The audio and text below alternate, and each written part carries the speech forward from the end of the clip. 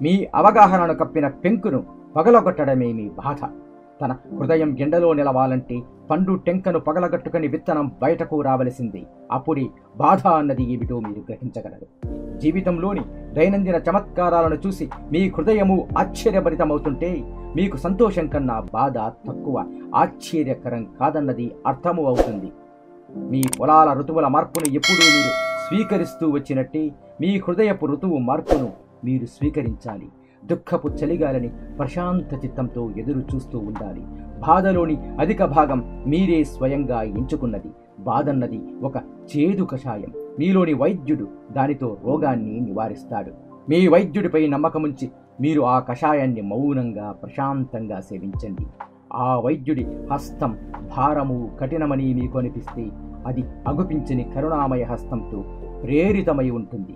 అతను ఇచ్చిన కప్పు మీ పెదవులను కాల్చుతూ ఉన్న ఆ మహా కుమ్మరి తన పవిత్రాశ్రువులను కార్చి మెదవు చేసిన మట్టితోనే నిర్మించాడు. నేను మీతో ఉన్న కాలము అల్పం, మీతో ఆడిన మాటలు అంతకన్నా అల్పం. గాలిలా నేను తొందరపడడమూ లేదు, అయినా నేను వెళ్ళాల్సిందే. నేను అన్నది సత్యమే అయితే ఆ సత్యం స్పష్టమైన స్వరంతో మీ ఆలోచనలకు మరీ దగ్గరి శబ్దాలతో ప్రకటమవుతోంది. మీ చెవులలో నినదించిన నా స్వరం మంద్రమైనప్పుడు, మీ జ్ఞాపకంలో ఉన్న నా ప్రేమ మాయమైనప్పుడు నేను తిరిగి వస్తాను. మృత్యువు నన్ను దాచవచ్చు, మహామౌనం నన్ను ఆవరించవచ్చు. సుసమృద్ధమైన హృదయముతో, అదే విధముగా అధికంగా ప్రేమించే పెదవులతో నేను ఆత్మతో మాట్లాడుతాను. ప్రవక్త, ది ప్రాఫెట్. Me BVS.